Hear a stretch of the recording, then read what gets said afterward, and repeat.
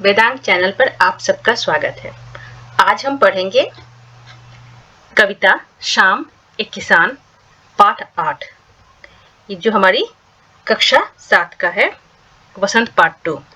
और इसके कवि हैं कवि सर्वेश्वर दयाल सक्सेना जी की ये कविता है। इसमें कविता पढ़ने से पहले मैं बता दूं कि इसमें कवि ने सर्दी की शाम की प्राकृतिक चित्रण किया है। एक्चुअली वो पहाड़ी इलाकों की बात कर रहे हैं कि पहाड़ों पे जब सर्दी में शाम ढलती है तो पहाड़ कैसे दिखाई पड़ते हैं, पहाड़ के ऊपर जो नीला आकाश होता है वो कैसा दिखाई पड़ता है, पहाड़ के नीचे जो नदियां बहती हुए जो फूल होते हैं पलाश के वो कैसे दिखाई पड़ते हैं। इन पहाड़, नदियां, जंगल सर्दी की शाम में कैसे दिखाई पड़ते हैं जब शाम ढलती है, उसका चित्रण कवि ने यहाँ किया है। तो हम कविता शुरू करते हैं।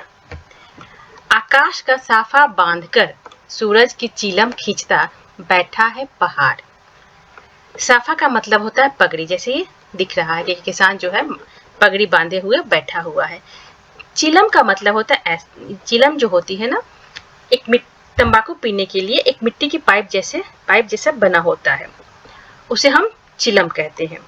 ऐसा होता है। तो इसमें कवि क्या कर रहे हैं, तो कवि जो है सर्वेश्वर दयाल सक्सेना ने अपनी कविता शाम एक किसान में सर्दी की शाम के सुंदर प्राकृतिक दृश्य का चित्रण किया है। सर्दी की शाम के समय पहाड़ एक बैठे हुए किसान की तरह दिखाई देता है। पहाड़ जो है ऐसा लग रहा है किसान बैठा हुआ है। उसके सिर पर आकाश ऐसा लगता है जैसे उसने पगड़ी बांध रखी हो। तो हम कठिन शब्द यहाँ है प्राकृतिक दृश्य, मतलब प्राकृतिक का सुंदर नजारा, जैसे पहाड़, नदी, जंगल, किसान खेतों में काम करने वाला व्यक्ति किसान।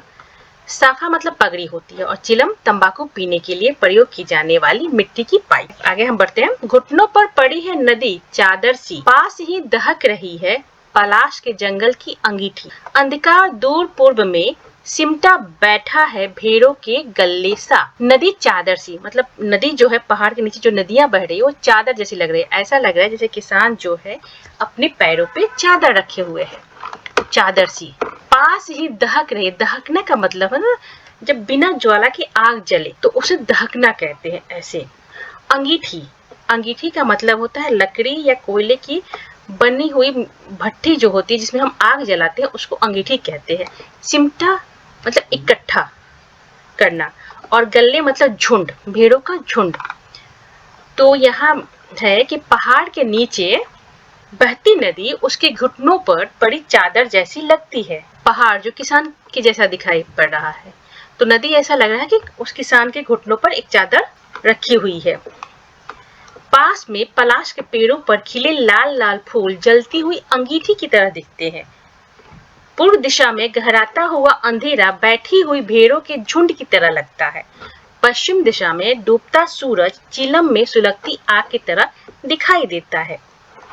कवि कहता है कि जब शाम होती है सूरज जो है पश्चिम दिशा में ढलता है तो पूर्व दिशा में पूरा अंधेरा हो जाता है। जो पलाश के फूल होते हैं ना वो लाल लाल दिखाई पड़ते हैं, सूर्य की रोशनी जो पड़ती है पश्चिम दिशा से, और जो अंधेरा छा जाता है पूर्व दिशा में तो ऐसा लगता है कि वहां भेड़े जो है, ऐसा लगता है ना कि भेड़ जो है बैठे हुए हैं। दहकना, दहक मतलब बिना ज्वाला के साथ जलना। सिमटा इकट्ठा होकर, घुटनों पर पड़ी चादर, पैर पर बिछी हुई चादर जैसा दृश्य।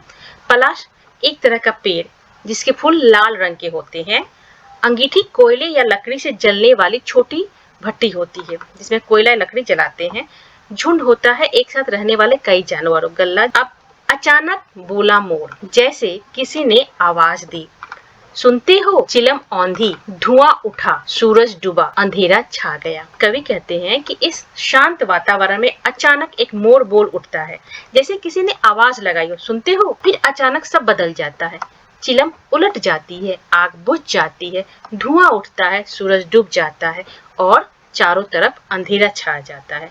शाम ढल जाती है और रात शुरू हो जाती है। तो यहाँ क्षितिज का मतलब है जहाँ आकाश और धरती मिलते हुए दिखाई देते हैं। अंधेरा जब सूरज छिप जाता है और रोशनी नहीं रहती।